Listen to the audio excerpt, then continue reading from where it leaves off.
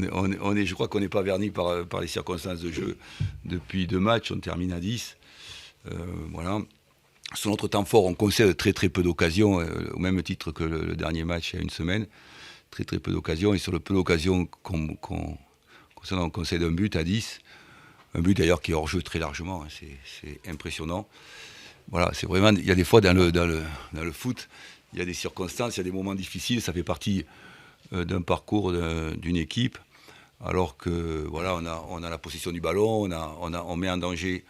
Dans notre temps fort, on n'arrive pas à claquer des buts. Et la seule occasion que l'on concède, on prend un but. Je pense que là, c'est une période un peu difficile pour nous.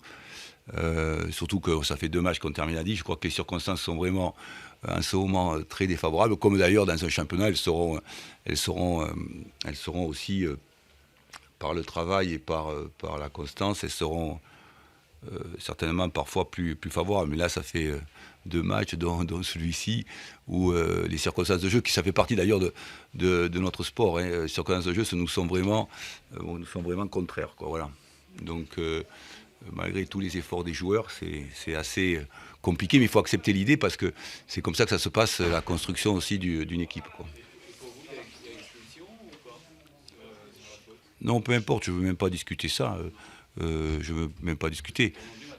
Oui, effectivement, au même titre qu'il y a 8 jours où, quand tu termines à 10 et que tu as la possession du ballon et que tu es dominateur sur les 2 matchs et que de nouveau tu termines à 10, c'est vrai que c'est extrêmement pénalisant. Mais ça, je ne veux pas discuter. Par contre, où je discute beaucoup, c'est sur le fait que l'arbitre n'ait pas vu qu'il y a un hors-jeu flagrant sur le but, quoi. Mais flagrant, hein, attention. Et donc, c'est vrai, ça prouve bien que le foot est ainsi fait, à la fois avec des circonstances défavorables, qui sont complètement externes, c'est ce qu'on appelle le déterminisme. Vraiment, dans ce sport, c'est ainsi fait. C'est qu'il y a des fois où tu as des circonstances très favorables. Et là, depuis 2 matchs, les circonstances pour l'équipe, alors qu'on a des occasions, on ne les met pas. Donc, on a quand même beaucoup de progrès à faire. À la fois pour l'ambition, hein, beaucoup de progrès à faire sur le plan offensif, énormément de progrès. C'est pour ça qu'on a aussi un blocage, parce que dans tous nos matchs, chaque fois qu'on a la possession et qu'on est dominateur, on n'arrive pas à conclure, ce qui nous pénalise. Mais en plus, c'est vrai que ça fait 2 matchs où tout va à l'envers, quoi, sur le plan du scénario de la rencontre, quoi.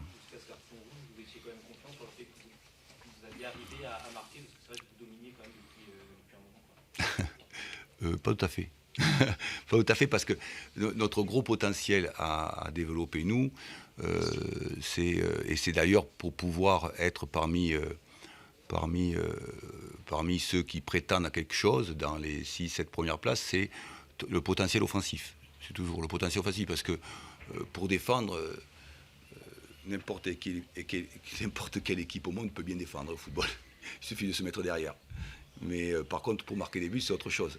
Et si on veut effectivement être plus performant et être parmi les 10 premiers, il faut être beaucoup plus fort que ce que l'on est sur le plan offensif et conclure.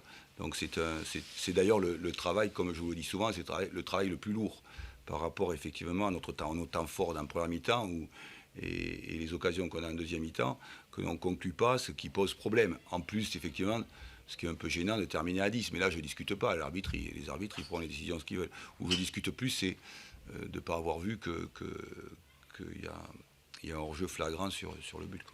Depuis le début de saison, vous aviez réussi à ne pas avoir 2 défaites consécutives. Voilà, oui. C'est la première fois. C'est un peu le moment difficile depuis le début. Plus difficile. Oui, ça fait partie du jeu. Ça fait partie complètement du jeu. Par rapport à ce que j'ai vécu depuis 20 semaines, j'étais très très étonné du début de saison. Si je voulais savoir, très étonné par rapport à tout le travail qu'il a effectué sur le groupe. Donc c'est vrai que ces périodes-là sont aussi très enrichissantes et peuvent faire parfaitement progresser.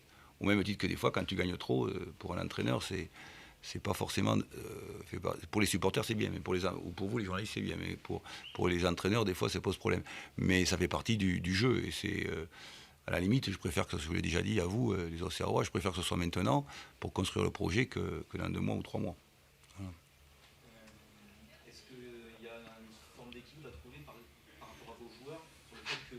sont à la fois pénalisés par des circonstances extérieures, mais qu'aussi il y a une partie qui leur revient sur pouvoir faire la différence avant.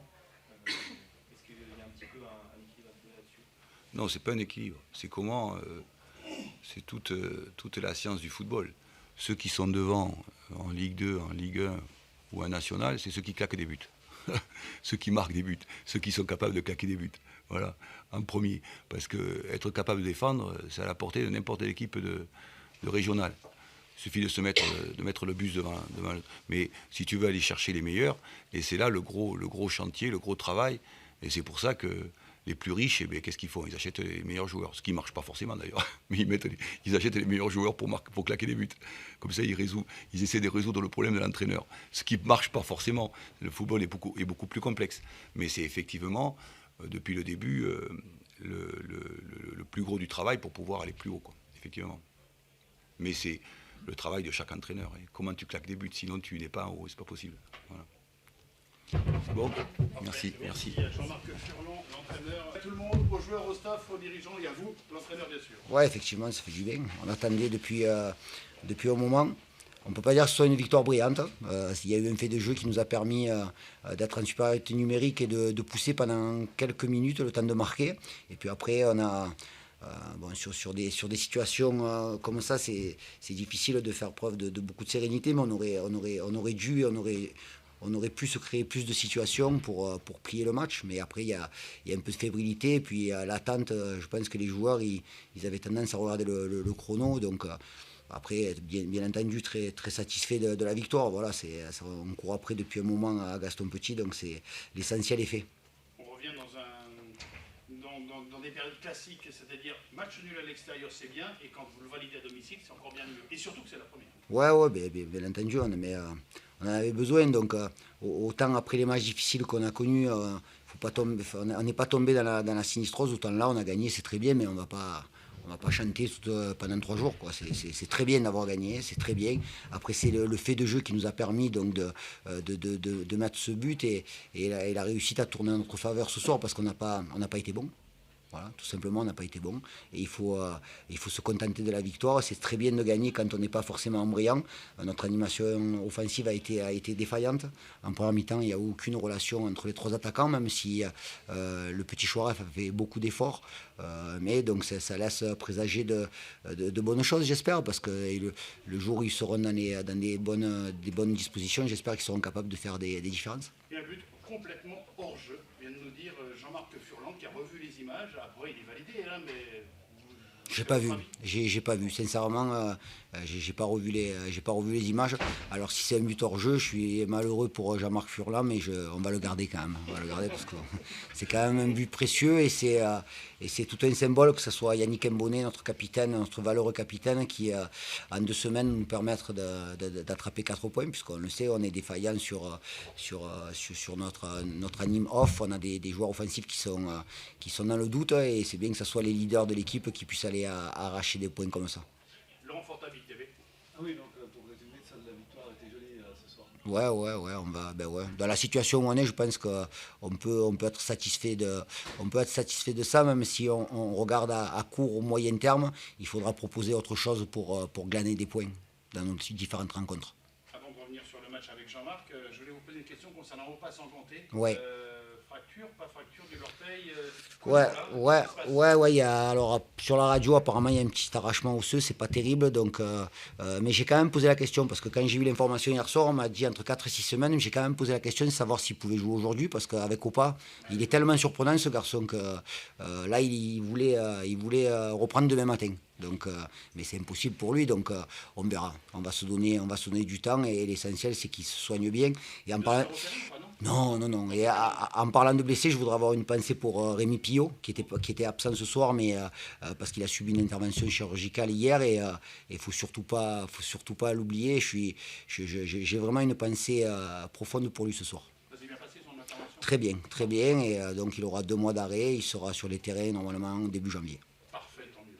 Jean-Marc Furlan. Et en restant sur le poste de gardien de but, qu'est-ce que tu as pensé de la prestation de Julien? Ouais, bien. Alors après, c'est un garçon qui a un manque de repères, mais il fait l'arrêt qu'il faut à la fin de la première mi-temps, dans les ultimes minutes de la première mi-temps. Donc c'est un arrêt important. Sur ses prises de balle, il a été bien. Son jeu au pied, bon, il a fait 2-3 relances, en touche, mais il a vraiment un bon jeu au pied. Après, il faut faire attention, quoi, parce qu'il avait l'habitude de travailler avec Brest. Nous, on a beaucoup de fébrilité, quoi. Donc j'ai insisté hier, je vous en ai parlé, d'insister sur le plaisir de jouer et l'enthousiasme qui devait nous apporter, puis faire un premier match et remporter le match et faire un clean sheet. Donc c'est très bien pour lui et ça doit lui amener de la confiance et on va se servir cette semaine pour qu'il prenne les repères et puis surtout qu'il fasse connaissance avec ses partenaires parce qu'il a passé juste une séance et demie, on va dire, avec eux. Donc je suis très content pour le groupe, pour lui, enfin, ça fait plaisir à tout le monde, donc ça fait du bien. Vous rêvez maintenant d'une série de matchs sans défaite, c'est-à-dire il y a eu une nulle à Orléans, une victoire, ça a peut-être démarré là. Je pense que je ne suis pas le seul entraîneur qui rêve d'une série sans défaite. Ouais, effectivement, il faut avant le match de Coupe de France contre Niort, il faut aller se préparer pour faire un résultat à Valenciennes. Donc bien entendu qu'aujourd'hui, avec 11 points, on en a passé. Hein. On a pris tellement de retard, mais on a passé cette première barre des 10, quoi, et ça a été long. Effectivement, ça a été long, en espérant que la vingtaine se rapproche plus rapidement que la dizaine. Est-ce que ça peut être un déclic? Ça, c'est des mots de journaliste, tu vas me dire, mais Non, c'est les mots de tout le monde. Hein. Ouais. On dit souvent que nous, on dit toujours la même chose, mais c'est peut-être parce que les questions... Non, bien entendu, c'est un déclic parce que sur le plan mental, pas gagner à la maison depuis le match du Havre la saison dernière, ça commençait à faire long. C'est une victoire au forceps, mais je ne m'attendais pas à une autre victoire dans notre situation. Donc, bien entendu, c'est important et il faut s'en servir pour justement s'améliorer dans le contenu. la bonne nouvelle ce soir, c'est que vous n'êtes plus relégable. Ouais, c'est bien. Après, moi, je regarde surtout le plan comptable, 11 points. L'important, c'est qu'on ne soit pas relégable à la 38e. Quoi. Voilà, la 38e journée, c'est ce qui est le plus important. Et aujourd'hui, c'est un championnat très serré en bas. Donc, par rapport aux résultats, effectivement, on sort de cette zone et ça doit aussi nous donner un peu d'oxygène, mais surtout nous donner de la confiance dans le jeu. Donc, on va travailler à l'entraînement cette semaine pour justement qu'on puisse avoir plus de relations collectives dans la maîtrise du ballon parce que le ballon, ça a été une patate chaude ce soir. Donc, il faut en être conscient. Et c'est toujours plus facile de travailler sur des points faibles après une victoire. C'est clair. D'autres questions, coach de la Berry, Nicolas Usaï, messieurs? Non? Eh bien, bravo. Passez un bon week-end. Coach. Merci. À domicile.